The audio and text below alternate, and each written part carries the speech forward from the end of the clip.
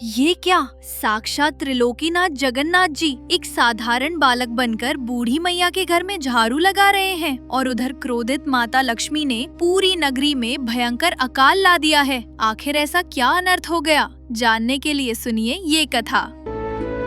उड़ीसा के एक छोटे से प्रांत में एक बहुत ही वृद्ध माताजी रहती थीं। दुनिया की नजर में उनका कोई सगा संबंधी नहीं था, पर वो जगन्नाथ महाप्रभु को भगवान नहीं बल्कि अपना सगा पुत्र मानती थी और हमारे महाप्रभु भी उन्हें अपनी ही माता के रूप में देखते थे। उस बूढ़ी मैया का एक बहुत ही कठोर नियम था। वो रोज महाप्रभु के लिए प्रेम से भोग पधराती और कहती, जब तक मेरा पुत्र आकर भोग ग्रहण नहीं करेगा तब तक मैं भी अन्न का एक दाना ग्रहण नहीं करूंगी।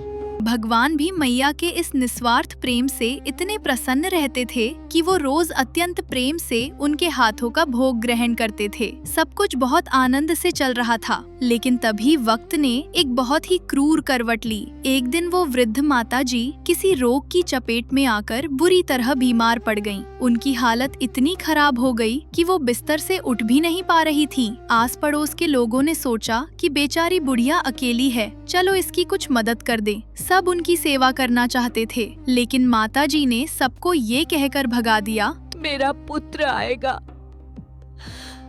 और वही मेरी सेवा करेगा।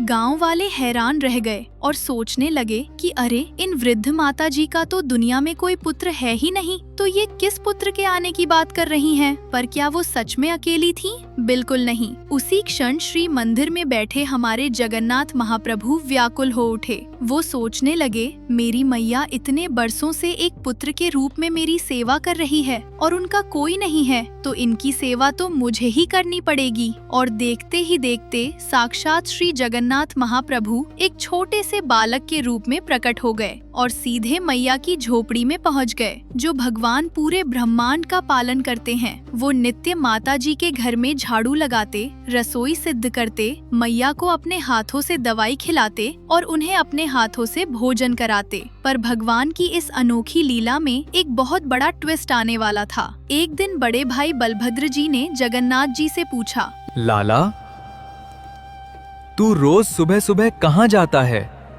जगन्नाथ जी बस मुस्कुराकर वहाँ से चले जाते। तब बलभद्र जी ने बहन सुभद्रा जी से पूछा, अरे सुभद्रा, तुझे कुछ पता है क्या कि ये लाला रोज रोज कहाँ जाता है? सुभद्रा जी ने मुस्कुराते हुए सारा रहस्य खोल दिया। अरे भैया, वो पुरी के प्रांत में एक बूढ़ी माता जी रहती है ना, उनकी तबीयत खराब है, इसलिए भैया रोज उनकी सेवा करने जाते हैं। ये सुनते ही बलभद्र जी की आंखों से आंसुओं की धारा बह निकली। वो भावुक होकर बोले, पूरा विश्व जिसकी सेवा करता है, वो खुद अपने जनों की सेवा करने में कोई चूक नहीं रखता। धन्य है वो जन। पर अगले दिन सुबह जब जगन्नाथ महाप्रभु मैया की सेवा करने झोपड़ी में पहुँचे, तो वहाँ का नजारा देखकर उनके होश उड़ गए। वहाँ बलभद्र जी और सुभद्रा जी पहले से ही छोटे बालक बालिका का रूप धारण करके बूढ़ी माता जी की सेवा में लगे हुए थे। जगन्नाथ जी ने पूछा, आप दोनों यहाँ क्या कर रहे हैं?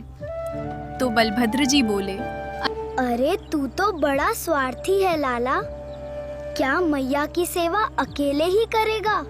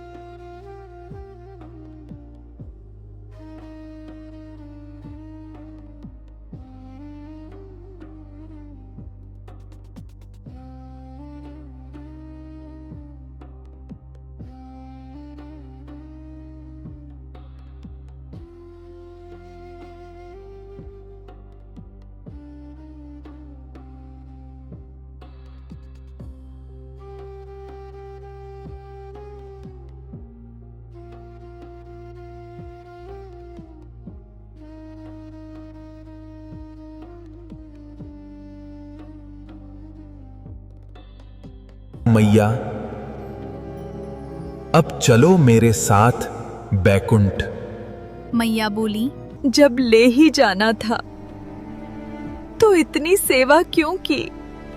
जगन्नाथ जी बोले, मैया, जब मेरा कोई जन कष्ट में होता है, पीड़ा में होता है, तब उसका कष्ट दूर करने मैं ही आता हूँ। मैया ने पूछा, अरे वो तो समझ आया, पर आप कष्ट हरण भी तो कर सकते थे, वो क्यों नहीं किया? तब भगवान जगन्नाथ ने वो बात कही जो हमें हमेशा याद रखनी चाहिए। प्रभु बोले, मैया, प्रारब्ध सबको भोगना पड़ता है। अगर मैं तुम्हारा कष्ट हरण करता तो तुम्हें दोबारा इस मृत्यु लोक में जन्म लेना पड़ता, और वो मैं नहीं चाहता। मैं चाहता हूँ मेरी प्यारी मैया सदा सदा के लिए मेरे पास ही रहे। ये कहकर जगन्नाथ जी ने उन मैया को अपने नित्य धाम में सदा सदा के लिए वास दे दिया। सच कहते हैं दोस्तों, भगवान को आपका धन नहीं, बस आपका सच्चा प्रेम चाहिए। अगर वो प्रेम सच्चा है तो ब्रह्मांड का राजा भी आपके घर झाड़ू लगाने आ सकता है।